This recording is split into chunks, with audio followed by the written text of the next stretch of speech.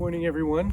It is absolutely a gorgeous day today. The weather here has been extremely cold, windy, and in general irie. So we haven't been able to do much as far as videotaping and or doing any work on the actual dome itself.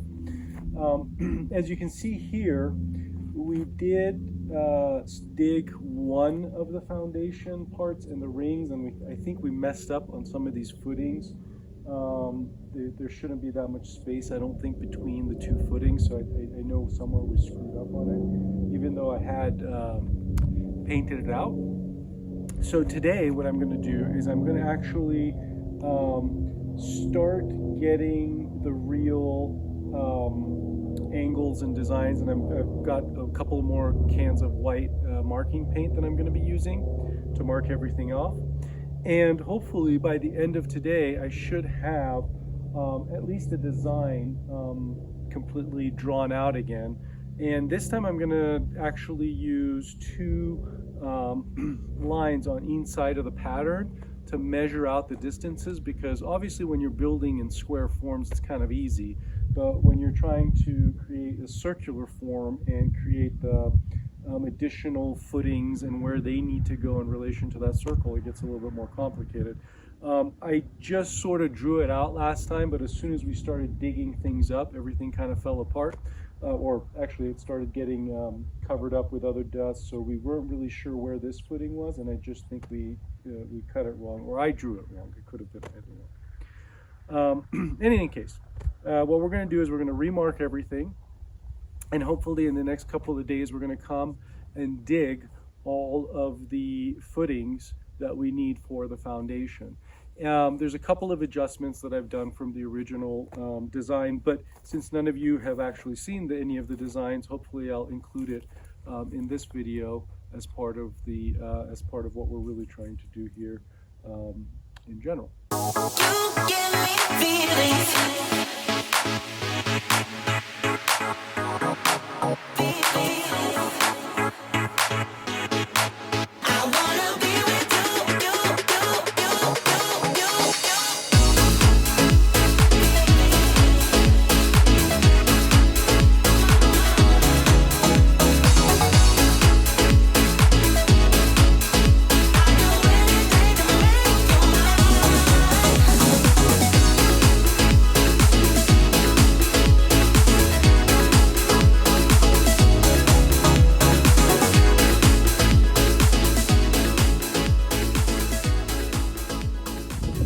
So I've returned with the other half of my brain. I did look at the video. Sorry, my head's cut off. Deal with it. So this north face, this north length is 330 30 inches roughly, and this north-south leg, or this west side, is about 421 inches.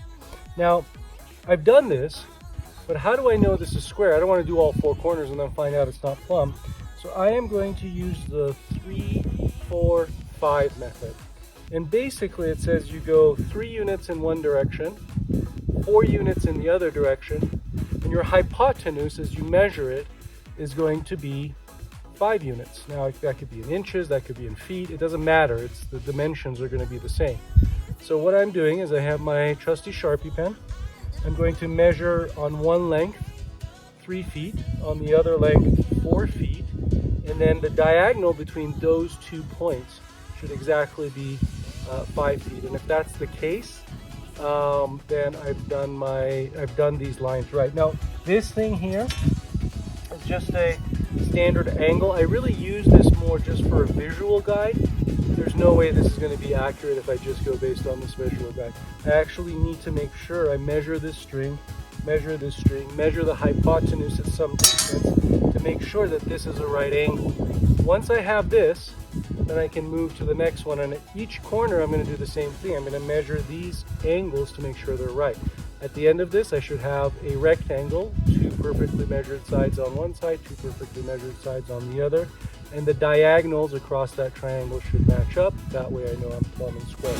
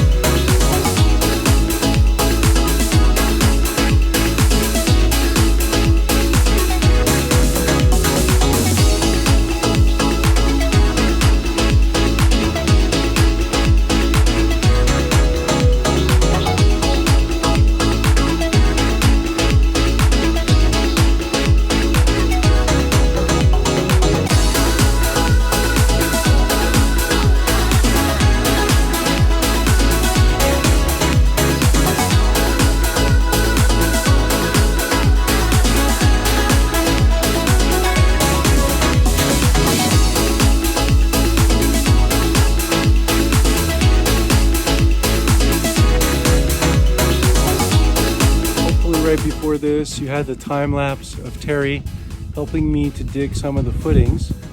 And it doesn't look very much like anything right now, but as you can see, what happens is these, that's going to be hard. Okay, these two, this one, and where is that? That one, right?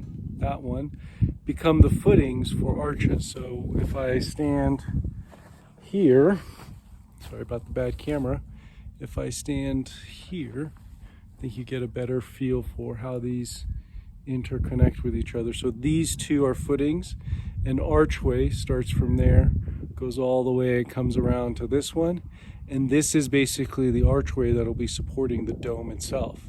So instead of cutting the footings for the dome all the way around, we're just basically making arch after arch and then building the dome by connecting the arches together. So hopefully I'll put in some sketches as well in this video since we are on the foundation, but not a lot on aircrete, but we got to prep for it. There's still a lot of grading to do. As you can see, we were trying to move some of the dirt around so we could get a little bit more of a level area. We still need to pat it all down pretty hard, and then put up the forms. And then once we have the actual forms, we'll start pouring some aircrete. But in this style, instead of the 3 interconnecting rings with having these, you know, individual footings separated by each other, that connect the arches together, we can actually pour each footing on its own. We will want to make sure that everything is level and everything is supported, but definitely that way we can just do the footings and then loft the arches.